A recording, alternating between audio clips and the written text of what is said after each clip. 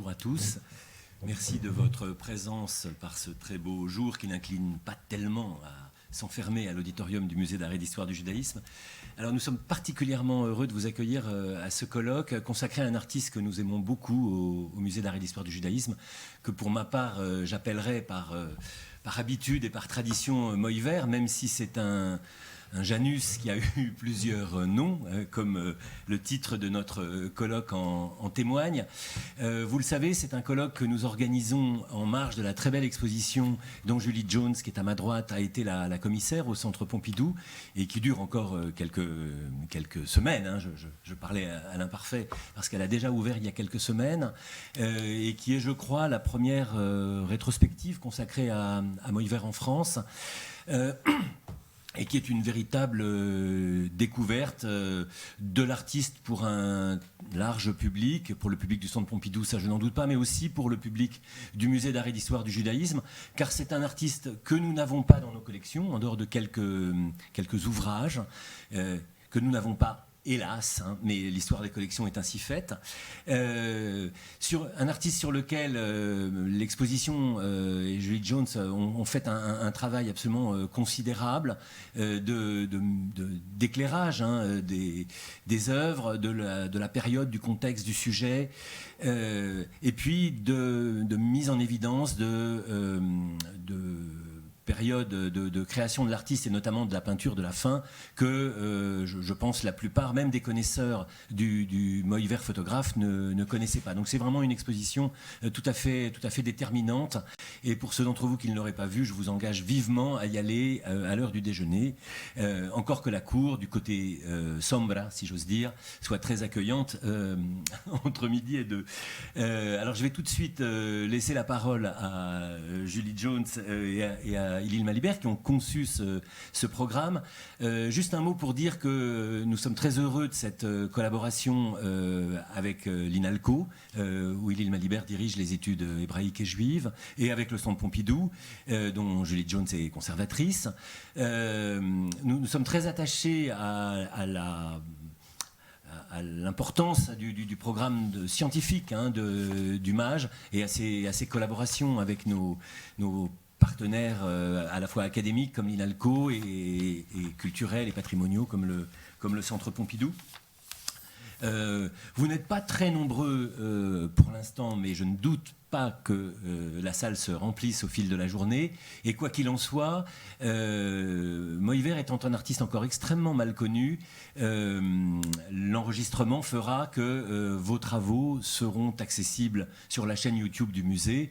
Et par conséquent, nous œuvrons dans le bon sens. Je voudrais, juste pour conclure, donc j'ai remercié Hillel Malibert et Julie Jones. Je voudrais aussi remercier évidemment Sophie Andrieux et Joseph Hirsch, l'équipe de l'auditorium et nos régisseurs, et vous souhaiter un très bon colloque. Et bien sûr, l'ensemble des intervenants de la journée. Merci. Merci.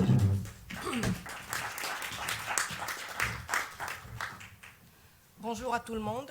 Je vais ouvrir la première séance qui va commencer par la conférence de Julie Jones, qui est co-commissaire de l'exposition Moïver au Centre Pompidou et conservatrice au cabinet de photographie du Centre Pompidou.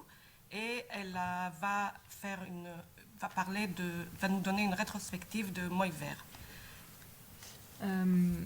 Donc bonjour à tous. Donc je suis ravie qu'on puisse organiser ce colloque aujourd'hui. Donc je tenais évidemment à remercier toute l'équipe du MAGE, donc Paul Salmona, son directeur, mais aussi Sophie Andrieux et Joseph Hirsch, qui s'occupent des événements au MAGE et qui ont vraiment accompagné donc toute la réalisation de ce colloque.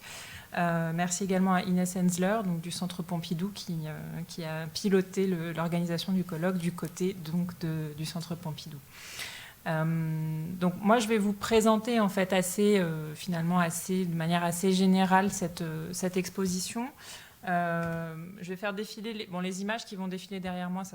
C'est juste une sorte de défilé une sélection des images que vous pouvez voir dans l'exposition. Donc juste pour vous donner un petit peu d'éléments de contexte aussi sur pourquoi ce colloque et donc voilà dans quel contexte il a été pensé. Donc comme le disait Paul Salmona, donc Moïvert est encore je dirais un artiste encore largement alors sinon inconnu, du moins méconnu dans le monde, on va dire dans le monde de l'art. Et ceci évidemment c'est dû notamment à ces différents déplacements géographiques, donc depuis Vilnius au début du XXe siècle, donc il naît en 1904 près de Vilnius, jusqu'en passant par le Bauhaus de Dessau, en passant par Paris, en passant par la Palestine mandataire, puis Israël. Et donc c'est un artiste qui, dans les milieux photographiques, est connu depuis les années 70, notamment par des redécouvertes qui ont été réalisées par des historiens allemands, de plusieurs publications photographiques, donc réalisées toutes en 1931. Donc je reviendrai sur ces publications lors de mon intervention cet après-midi, donc je vais pas vous dévoiler toutes les clés ici.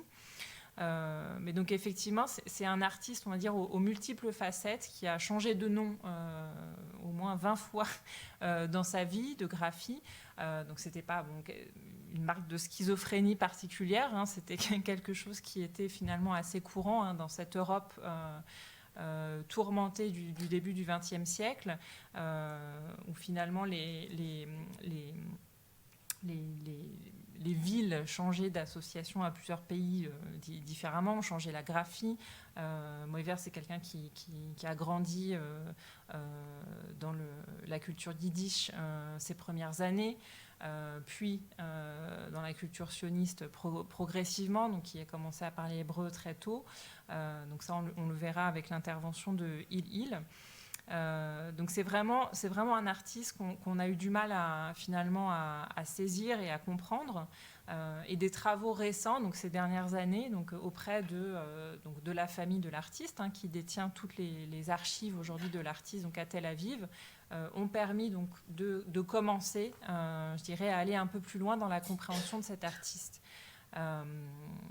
Et donc l'exposition est la première rétrospective, on va dire, d'envergure jamais organisée, je dirais, sur cet artiste, donc qui revient vraiment sur ses toutes premières années, donc à Vilnius, puis au Bauhaus, puis toute sa documentation des communautés juives traditionnelles à Vilnius, puis en Pologne, donc jusqu'au début de la Seconde Guerre mondiale.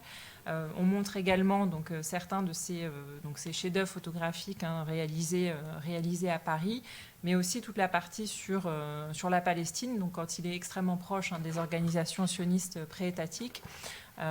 Et donc ça, Rona Sella, qui je pense est arrivée, nous parlera en fin de journée justement de cette partie qui est peut-être sans doute la partie la plus largement méconnue, en tout cas en Europe. Donc là, je vous montre un peu là, de façon à dire chronologique un peu ces premières images. Alors deux mots aussi sur la spécificité de ce projet et pourquoi finalement ça a été si difficile, enfin en tout cas si long hein, de le faire naître. C'est parce qu'en fait quand on s'intéresse à Moïvert, ça demande des connaissances dans à peu près alors pas tout, mais beaucoup de choses, donc en yiddish, en hébreu, en allemand, en anglais, en français, parce qu'il a écrit dans toutes ces langues. Donc quand on cherche des informations au dos des tirages, on va avoir des multiplicités comme ça de langues. Ça demande une connaissance tout simplement des cultures particulières de tous ces pays qu'il a traversés. Ça demande une connaissance aussi à la fois donc de ce qu'est l'art d'avant-garde à Vilnius dans les années 20, mais aussi ce qu'est le modernisme photographique en Europe dans les années 20 et 30. Qu'est-ce que la photographie au Bauhaus ? Comment documente-t-on la vie juive dans les années 30 ? Qui commande ces documentations, qui les réalise, où est-ce qu'elles sont publiées, et puis ensuite en Palestine. Donc, qu'est-ce que ça veut dire en fait de photographier donc ces pionniers sionistes au début des années 30? Encore une fois, qui voit ces images, qui finance les publications, les brochures? Donc ça demande évidemment une compréhension de tous ces, de tous ces champs. Donc on a fait ce qu'on a pu avec Karolina Lewandowska, donc qui nous rejoindra plus tard, donc qui est la co-commissaire de cette exposition, mais on a aussi fait appel à un grand nombre de spécialistes, donc notamment via l'INALCO, mais également donc ce colloque donc est aussi donc on va dire l'opportunité finalement de faire parler des spécialistes justement de ces différents contextes. Pour pouvoir éclairer, en fait, tout simplement, donc ces géographies, on va dire, plurielles, donc traversées par Moïvert. Donc l'exposition, donc après sa présentation donc au Centre Pompidou, pardon, jusqu'à fin août, le 28 août, donc ira ensuite au musée de Varsovie. Donc à l'automne, puis au musée de Tel Aviv. Donc ça, c'est aussi intéressant finalement. Alors ça, on est en plein dedans, si je puis dire. Donc on est en train de l'expérimenter. Mais ce qui est aussi intéressant, c'est de voir aussi les différences de réception d'une telle exposition, donc selon les différents pays, les différentes connaissances. Donc ça, bon, on pourra en discuter après dans les réponses. Alors, quelque chose qui est important, je dirais, du point de vue de Pompidou, c'est alors pourquoi cette exposition au Centre Pompidou? Pourquoi maintenant? Alors tout simplement, nous avons fait l'acquisition, enfin l'État français a fait l'acquisition en 2020 d'une maquette originale de Moïvert, photographique, 6 contre, donc qui avait été, je vais vous montrer ça je vous fais un peu de spoiler. Donc 6 contre, c'est une maquette photographique donc, qui est réalisée par Moïvert en 3 mois en 1930, fin 1930, début 31. Et qui regroupe en fait 110 photographies donc réalisées par Moïvert alors qu'il est en Europe. Et donc c'est une maquette photographique qu'il avait envoyée à Franz Roh, donc un grand éditeur allemand à Berlin, qui n'a pas pu voir le jour. Donc la maison d'édition associée à Franz Roh a dû fermer les portes assez rapidement, vu le contexte à ce moment-là en Allemagne. Moïvert lui-même est parti s'installer définitivement en Palestine en 1934. Et donc cette maquette a été longtemps perdue. Elle a été retrouvée donc à la fin des années 60 par des collectionneurs allemands, Jürgen et Anne Wilde, qui, suite à de nombreuses recherches, de longues recherches auprès de plusieurs spécialistes aux États-Unis, en Europe et en Israël, ont retrouvé la trace donc de ce Moshe Raviv, donc qui avait changé de nom plusieurs fois. Et donc la redécouverte de cette maquette a vraiment été importante pour cet artiste qui était encore vivant à l'époque, qui a permis sa redécouverte donc dans tout le contexte on va dire européen, et qui a pu être réintégré dans les grandes expositions consacrées à l'école du Bauhaus ensuite dans les années aussi 90. Et donc cette maquette, je reviendrai plus en détail lors de ma communication, mais est vraiment importante. Alors, elle est réalisée donc à Paris. Elle est montée à Paris par Moïvert. Alors Moïvert est à Paris entre 1929 et 1933. Il est vraiment à l'intérieur de tous les cercles d'avant-garde. Il est sa pratique photographique est extrêmement prolifique à l'époque. Il est très jeune, je crois qu'il a 25 ans, quelque chose comme ça. Et il est réussi là une superbe synthèse finalement de toutes les avant-gardes photographiques de l'époque. Et donc cette maquette est aujourd'hui conservée donc, dans les collections du Centre Pompidou, et donc apparaît vraiment comme cette sorte de chaînon manquant du modernisme, et vient dialoguer avec énormément d'autres fonds que nous avons donc, au musée, notamment ce fonds des avant-gardes, à la fois de la nouvelle vision, de la nouvelle objectivité, mais aussi du surréalisme. Et donc, suite à l'acquisition de cette maquette qui a bénéficié du statut d'intérêt patrimonial majeur par l'État, nous avons décidé donc de travailler à cette rétrospective de Moïvert, donc en étroite collaboration avec l'Estate à Tel Aviv. Donc je remercie aussi de loin, parce que je sais qu'ils nous suivent de loin. Voilà, je ne sais pas si à ce stade-là, vous avez déjà des questions ou pas. Oui, il y a une question. Oui.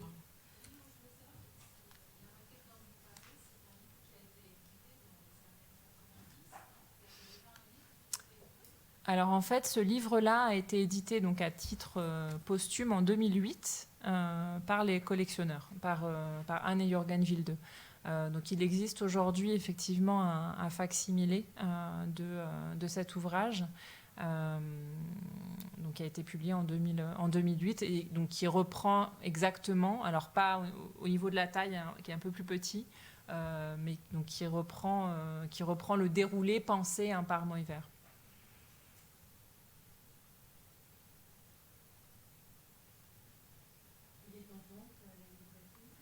Alors, il me semble que vous pouvez l'acquérir effectivement à la librairie du Centre Pompidou. Je crois qu'on a quelques exemplaires et il me semble qu'il n'est pas encore épuisé, contrairement à la réédition de Paris. Voilà. Le Paris, oui. Alors, Karl Lagerfeld a aidé à l'édition du facsimilé de l'ouvrage sur Paris, effectivement. Mais ça n'a pas été le cas pour Six-Contre.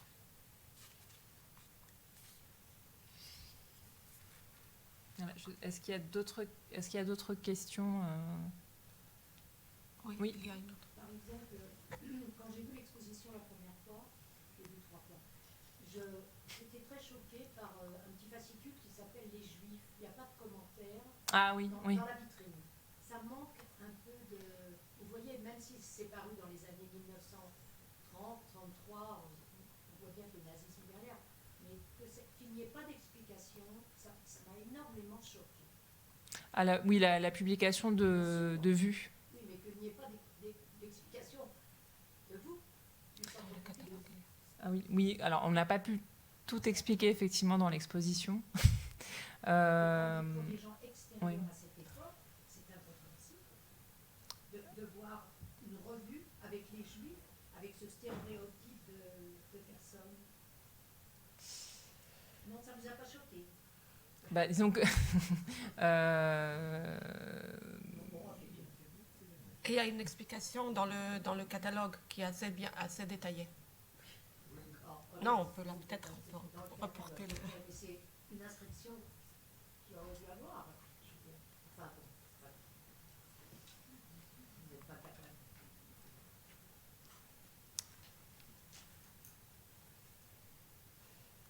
D'autres questions? Ouais, d'autres questions?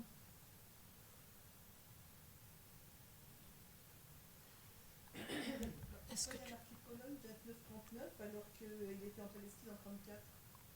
En fait, il n'a pas arrêté d'aller d'un pays à l'autre. C'est ça aussi qui explique la difficulté de retracer son parcours et d'établir une chronologie. Il a fait beaucoup de choses en parallèle. Donc même Vilnius, par exemple, dont il est originaire, sa ville d'enfance, même quand il est au Bauhaus ou quand il est à Paris, il ne va pas arrêter de retourner tout simplement voir sa famille. Donc en fait, il va vraiment travailler en parallèle. Quand il est en Palestine à partir de 1934, il va continuer à aller voir sa famille, au moins jusqu'à 1937, et on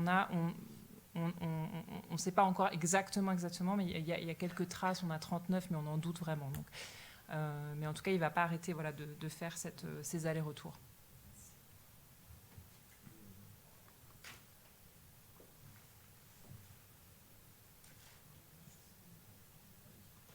Il y a d'autres questions dans la salle?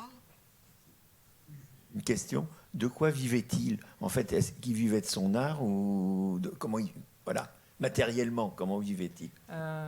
Alors, sa famille était, bon, jusqu'à la guerre, assez aisée. Alors, c'était pas des grands bourgeois, mais disons son père était commerçant. Voilà. Et donc, en fait, il a pu partir au Bauhaus parce que voilà, sa famille l'a aidé, on va dire, financièrement. Et puis, en fait, à Paris, il commence très tôt à vendre ses images aux magazines illustrés. Donc, ce qui lui assure quand même un peu d'argent.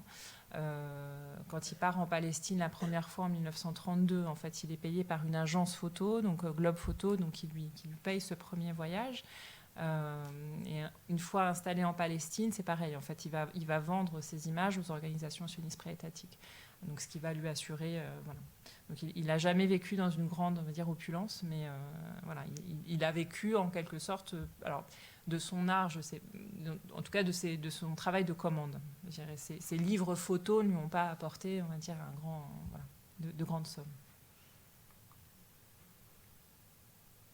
Et en Israël, il a vécu correctement. Oui, parce qu'après, de statut. En fait, quand il a en 1953, il va s'installer de manière permanente à Tzfat, donc au nord d'Israël. Il abandonne la photographie, il abandonne le graphisme, et donc il se remet tout entier à la peinture. Et donc là, il va avoir un atelier galerie, on va dire, à Tzfat, où il va recevoir des gens, il va vendre quelques tableaux, et donc il va vivre aussi assez modestement. Mais là, oui, plutôt de la vente de sa production.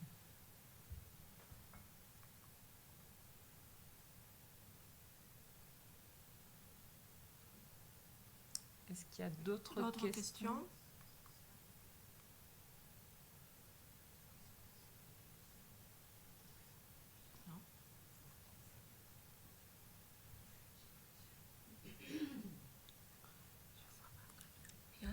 Non, je ne sais pas.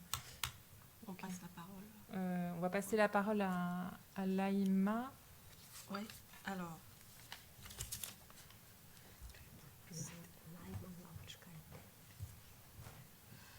Je passe la parole à Laïma Lautsch-Kaité Sourkelene, qui va nous parler en anglais. Mais je vous la présente. Elle arrive elle travaille à l'Institut de recherche sur la culture lituanienne à Vilnius. Elle est spécialiste de l'art multiculturel à Vilnius en début du XXe siècle.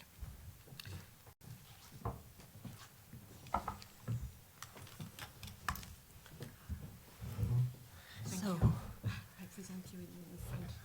okay. Bonjour. I'm very sorry I shall speak in English. I can't speak in French. Well, and I want to thank the organizers really for inviting me to this very interesting conference. Well, okay. What do you need? Okay. So, Moshe Vorobeichik in the context of Jewish art of Vilnius in 20s. Well, in interwar period, the second largest community in Vilnius after Poles were Jews, making up a third of the city's population, about 50,000 inhabitants. A large part of this community was strictly adhering to religious traditions, confessed Orthodox Judaism. Jewish religious doctrine does not allow making human images. So until the very end of the 19th century, there were almost no professional Jewish artists in Vilnius, well, except traditional craftsmen, synagogue decorators, or goldsmiths. The breakthrough in the second half of the 19th century was made by Mark Antokolsky from Vilnius. He went to study to St. Petersburg Art Academy against his parents' will and became one of the most famous Russian sculptors. His example inspired the young Jews, so in the end of the 19th century, a number of them was learning at the drawing school in Vilnius, together with Russian and Polish youth. In order to become professionals, they had to continue their studies in an art academy. And there was no art academy in Vilnius, since Tsarist authorities closed high art school in Vilnius in 1832, after the anti-Russian revolt.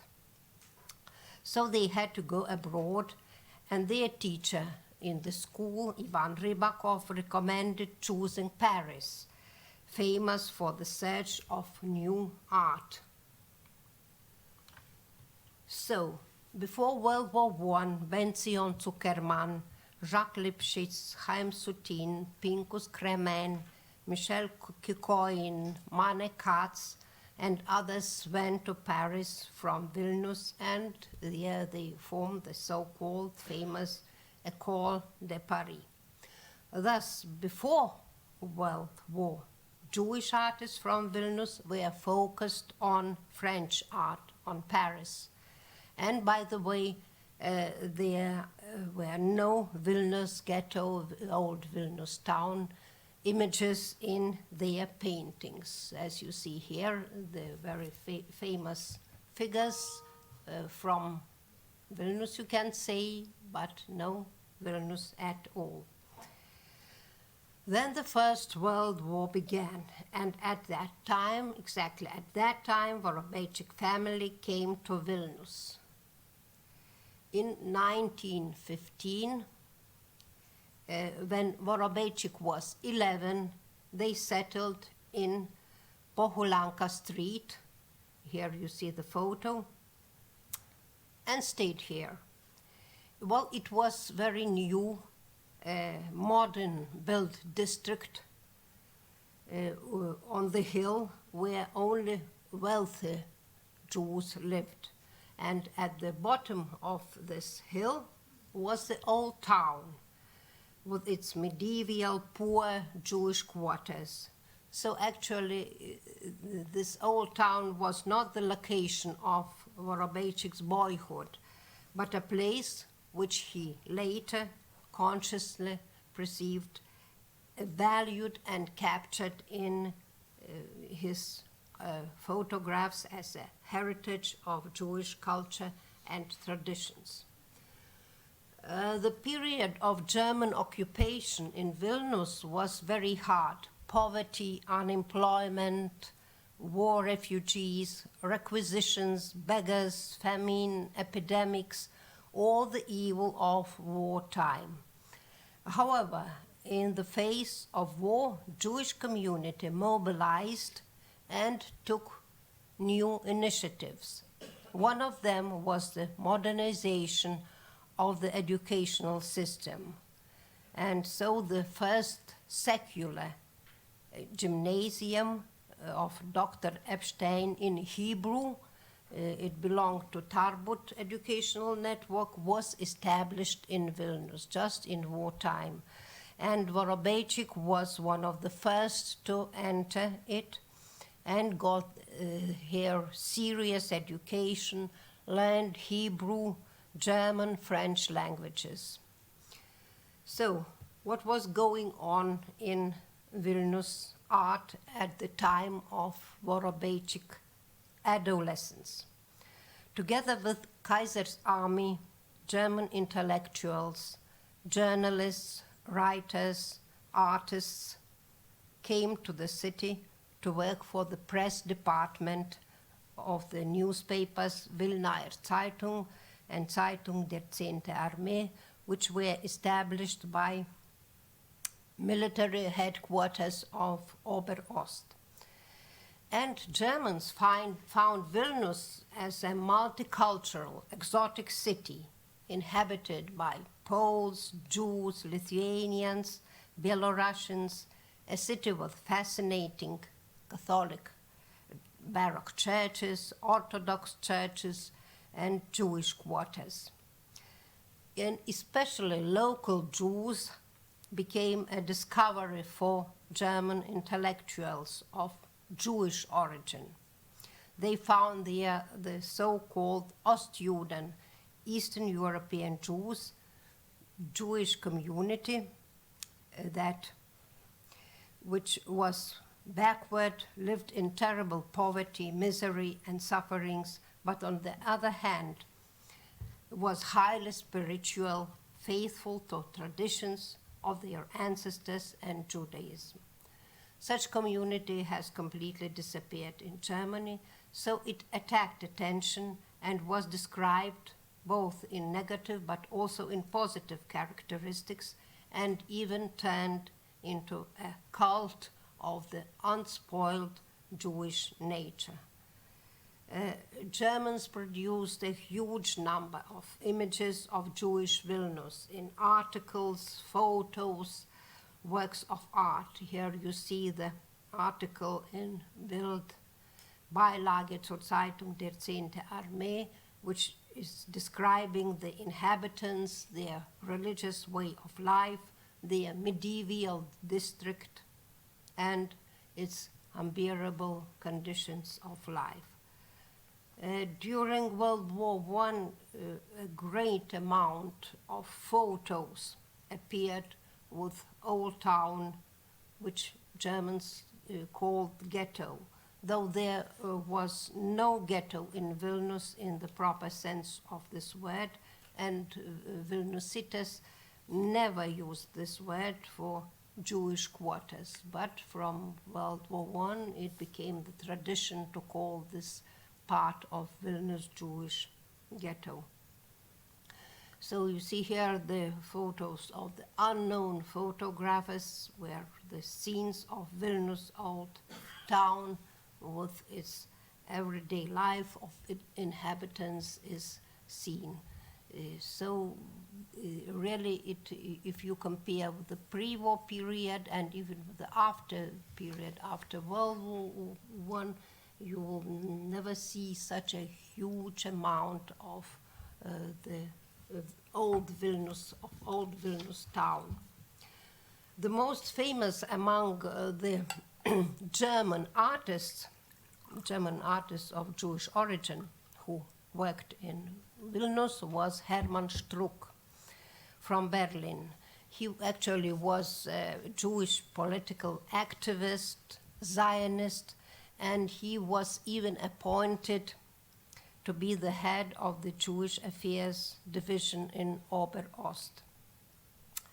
During his stay in Vilnius, he created a lot of iconic Jewish types published in the books Skizzen aus Litauen, Weißrussland und Kurland, Skizzen aus Russland, Ostjuden, well, showing the dignity of his heroes and also the Vilnius scenes, as you see here, the street of Vilnius. Well, another artist was Alfred Holler. He painted, a German artist, he painted a lot of motifs of Jewish old town. What you see in this biggest, picture here is the great synagogue of Vilnius, and also courtyards, the crooked streets, streets with arcs that became iconic and symbolic for Vilnius later on in the art. And he was showing it, presenting Vilnius in the really very picturesque way. Also, the artist Walter Buche painted a lot of motifs in Wilnaer Zeitung. He was working for Wilnaer Zeitung, the newspaper edited in Vilnius, and he published a lot of scenes from the great synagogue at the prayer time, as you see here, and in the prayer places, prayer houses nearby. One of his drawings, which is a little bit, yellow, presents an interesting scene showing German artists surrounded by local Jews, wondering what attraction has he found in their dilapidated street. Well, and here I can cite the memories of Vorobeichik himself, who wrote about, I'm citing, strange German officers and soldiers who painted the old city, synagogues and courtyards, and he, Vorobeichik, watched with amazement how works of art were born, together with other Jewish children watching. Only later did he learn that among these soldiers were famous German artists Hermann Struck, Walter Buche, Magnus Eller, and others. So we can imagine that one of those boys standing here might be Vorobeichik himself. Actually, it was really an important turn in Vilnius Jewish iconography, because German artists draw attention of local artists to their old town and influenced the image of Vilnius in the interwar period when Vorobeichik was already began to work in art. Before World War I, even there were almost no images of Jewish old town of Vilnius. It was not attractive for the artists. And after the war, the images appeared in the center of the Jewish visual discourse. The great synagogue, its courtyards, streets with arches became iconic and were depicted by Jewish artists.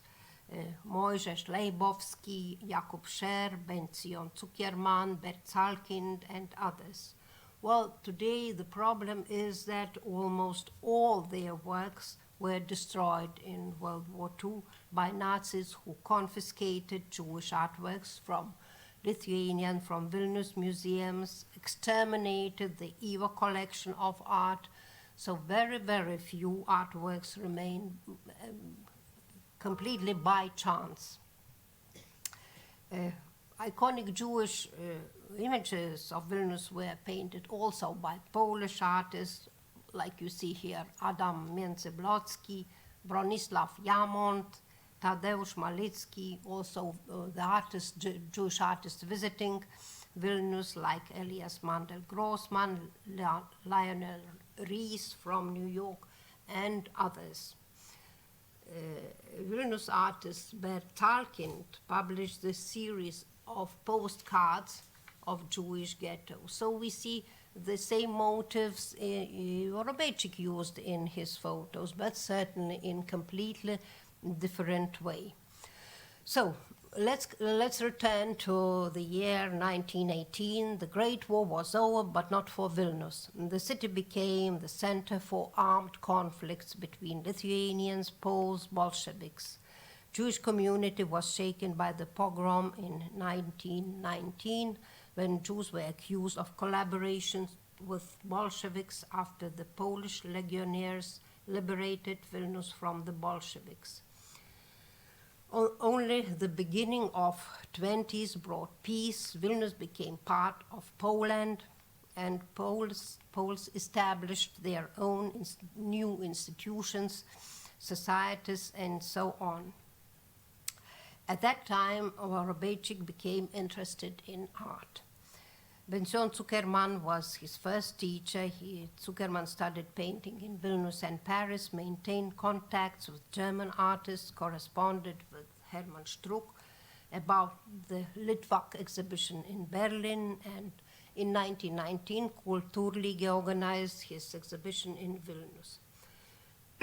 In 1921, Vorobeichik entered the Polish art school of the newly established Vilnius Society of Artists, and already in 1923, so he was just a pupil of art school, he debuted at the large exhibition organized by the Jewish Art Support Society at Jewish Community House.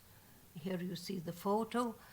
Together really with the renowned artist, he was shown in this exhibition, so it shows that he was quite valued, quite high valued. In the same time, he entered the art department of the newly established Stefan Batory University. The studies here were rather academic.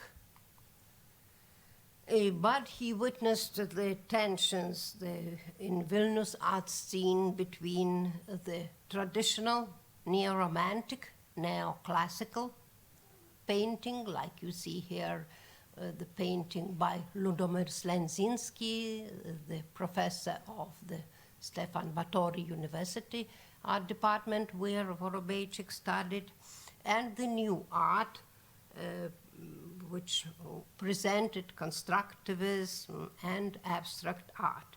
Here you see, for example, the work by Lithuanian artist Vytautas Kairiūkštis, which was shown in the exhibition, the new art exhibition. It was the exhibition of avant-garde, and certainly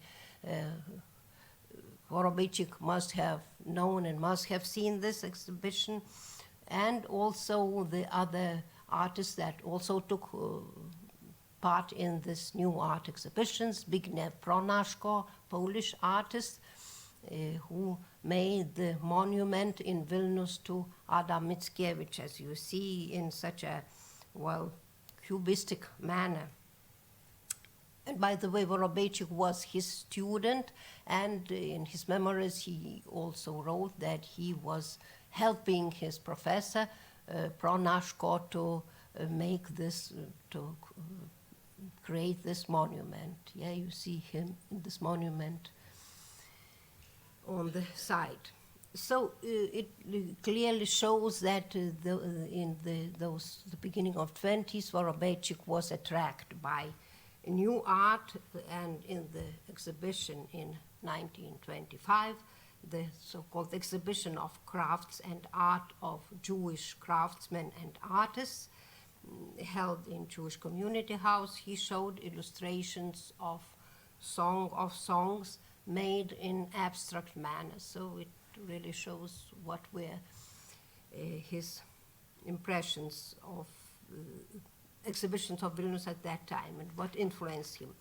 His studies were interrupted in 1925 when he was enlisted into Polish army, but just after the return in 1926, he organizes an exhibition of Jewish artists named from the Vilnius ghetto, and it has another name, from the courtyard of the Great Synagogue to Glazer Street in Krengel's house. Here you see the place where it was, the catalogue, and the almanac of this group. This exhibition really was far-reaching, as it led to the emergence of the Jung Vilna group and brought the new Jewish art to Vilnius. The group included not only artists, Fania Olkienitska, Benzion Michtom, Rabinovich, Behelfer, but also Yiddish writers, Chaim Grade, Shmer Kaczerginski, Abraham Sutzkever, Elhanan Vogler, and others. They held exhibitions, literary evenings, published almanacs. But what is this almanac number 2? Here you see on the side of the slide, and also the emblem of Jung Vilna group, which shows the old the old city with those double arcs in the street, and well, this motive really became an iconic after the First World War. This exhibition is very interesting in one aspect. The entry of the catalogue, there is a list of 21 objects with the very exact names of the places: the Great Synagogue, Gaon Synagogue, Ramayles Synagogue, the exteriors, interiors, courtyards, architectural details. So it is quite clear that there were photos. It is not written that these were photos, but it is clear that there must have been photos, and the author is not indicated. Well, maybe the photos were done by Vorobeichik, and if not by him, it is obvious that he chose the Vilnius ghetto objects as a kind of motto for the exhibition that he curate it. Well, immediately after the opening of the exhibition in 1927, as we know, he went to Dessau, to Bauhaus School, and in 1929, after returning home in spring, he made photos at the Vilnius Ghetto, of Vilnius Old Town, and created photo montages. For the first time, Vorobeichik showed them in 1929 at the exhibition organized by the Society of Jewish Artists at Pohulanka Street.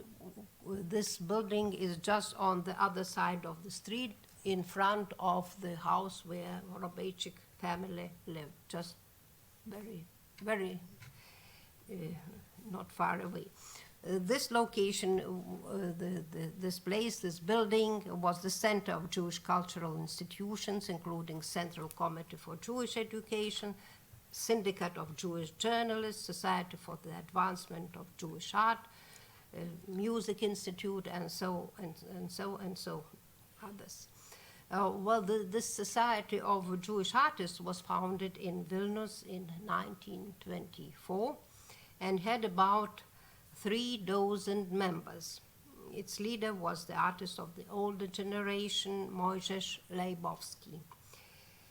Before World War I, Jewish artists in Vilnius did not have their own society. They belonged to multicultural, national Vilnius Art Society and showed their works at its annual spring exhibitions together with Polish, Russian, Lithuanian artists. Well, after World War I, the situation changed. Jewish artists separated, organized their exhibitions apart, and founded their own societies. Well, it must be noted that in the interwar period, in Vilnius, Jewish culture and art flourished, aimed its own identity, but at the same time distanced from the Polish artistic life and functioned separately. Interwar Polish nationalism and anti-Semitic sentiments led to a certain cultural isolation of Jews.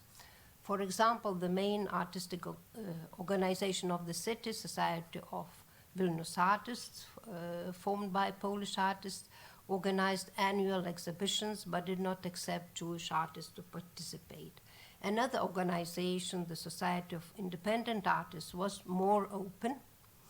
Sometimes it invited one or other Jewish artists as a guest of the exhibition.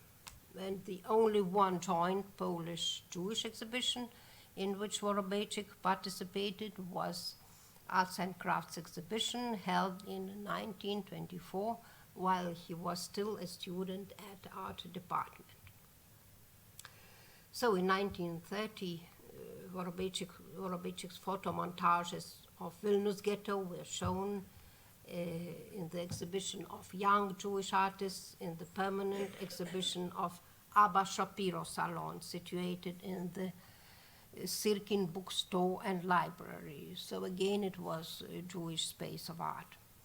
And by the way, another member of Young Vilna group, Milka Getzels, in 1931, also showed her photo montages with New York motifs in the same salon.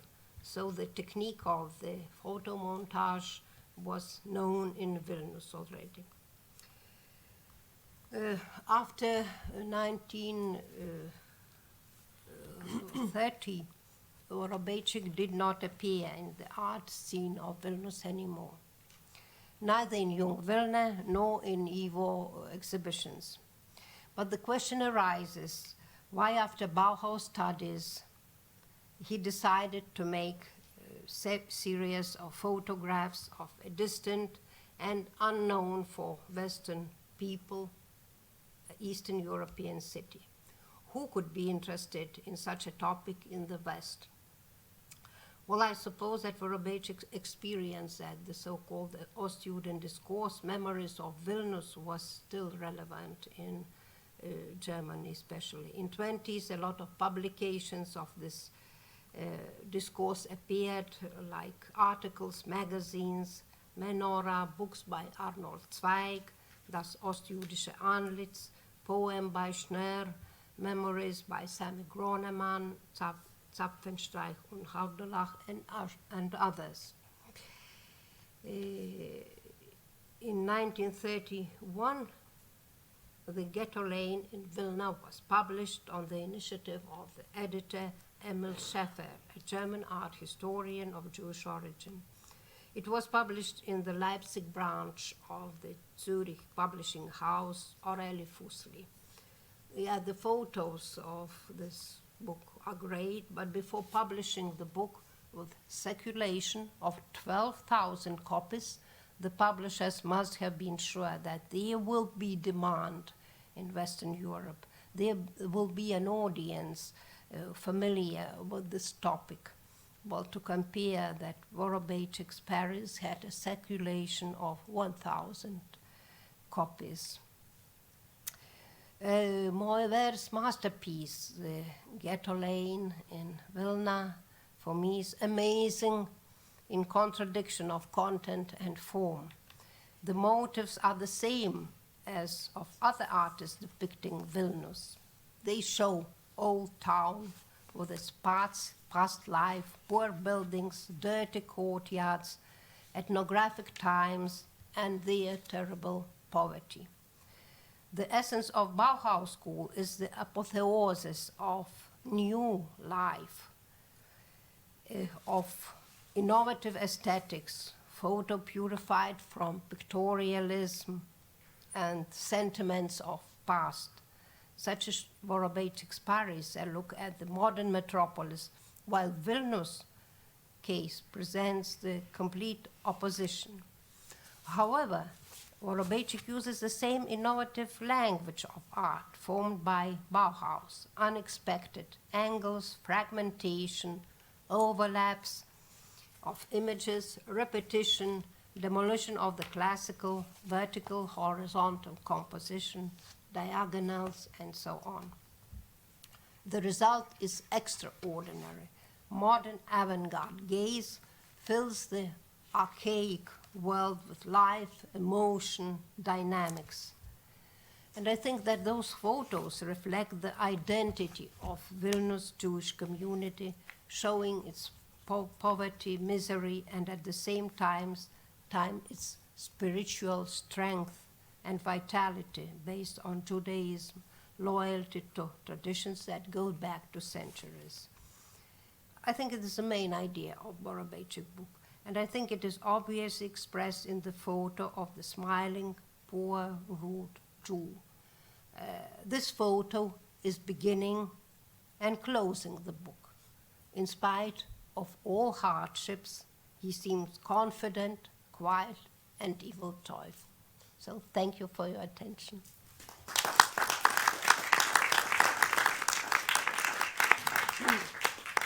Thank you very much for this really interesting communication. Est-ce qu'il y a des questions dans la salle? On est prêt à les traduire vers l'anglais. We will translate them then into English if you like. If there's no question, I have one question, please, but I will. You talked about the Moshe Vorobeichik diary. Yes. Can you speak a little bit about it? Is it I know that it is in the family has this diary, and one. Pieces from this diary were just translated by Mindaugas Kvietkauskas when it was the exhibition in Vilnius. I think 3 years ago. Okay. But it is not published. I mean, only the excerpts. Yes. Yeah. Yeah, Okay. excerpt. Yeah. Yeah. Thank you. Wait. I will translate. Just one question. I mean, this catalogue seems beautiful and it's got an historical value. I just wondered at the time who was interested in that sort of catalogue?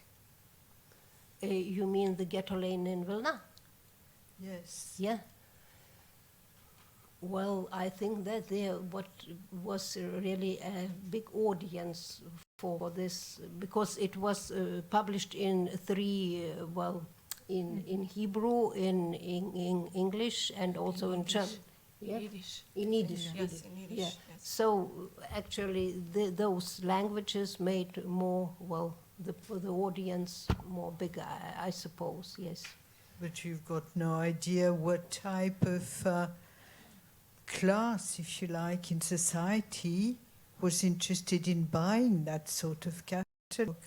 Maybe I can help you answer it. So this publication was there was 12,500 copies published. So it's a huge publication, and it was intended to Jewish community, but not only. And it was more a public of intellectuals, let's say, that would be interested in also in ethnographic subjects. You know, they have, you know, this collection of books. It was very much inscribed in their time, let's say, and so there were titles also of ethnographic nature, let's say, but also of probably a public that would be very open to modernity in art, because, you know, photography was very much used in this type of publication. So it was, I mean, the one of Moivert is quite exceptional in the experimental way he uses the collages. You don't find that in many of the publication of this collection, but still the photography is very well used. So it was intended as something very cheap also, and to be, you know, distributed in a very large way. But yeah, more, let's say, intellectual and let's say leftist bourgeois society. So it was artistic and sociological. Yes. Thank you.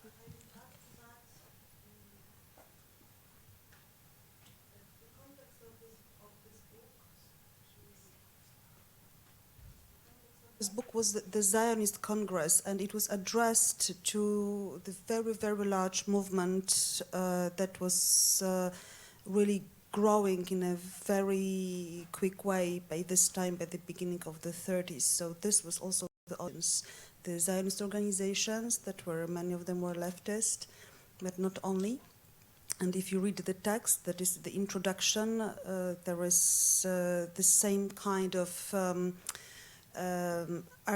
arguments that were used, for example, in the publication of Les Juifs that were published by the editors of the magazine Vue. So it was the whole Jewish community. It's not a good word, but the European citizens of Jewish origins who were looking for a solution, seeing what's going on in Europe. And I think that this book was addressed to them because it was published as a consequence of an exhibition that took place in the Zionist Congress 2 years before.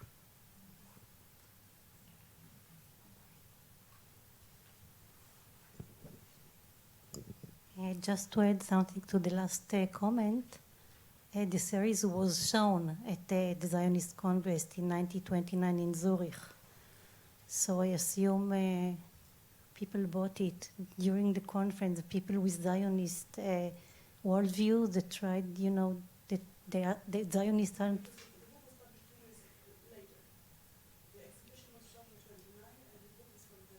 It's for 31. I see. So I assume that since it was shown there, then it received a lot of audience of Jewish, you know, origin. So this is one of the the reasons that it was very famous in this series.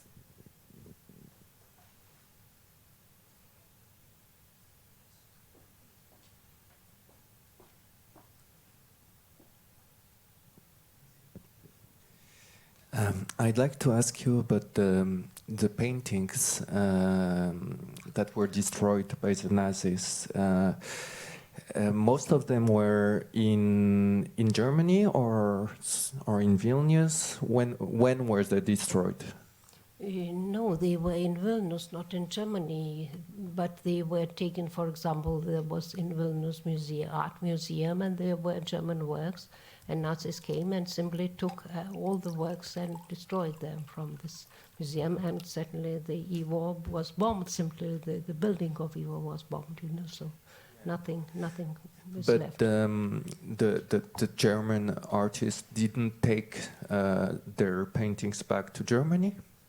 Lots of these paintings were at the time of the war, so they painted them during the war, occupying Vilnius, and when they came back to Germany, didn't they take some of the paintings with them? The works that I have shown were taken back. The artists took them back in World War I, and they never were in Vilnius museums. I mean that those German artists, because, for example, Alfred Holler today is in Belgium in Deutsch, in German-speaking societies collection. The Bucher's works are in Aschersleben, so they were never in Vilnius, those works. I mean, only in World War I were, and they later not in Vilnius museums. Okay, thank you.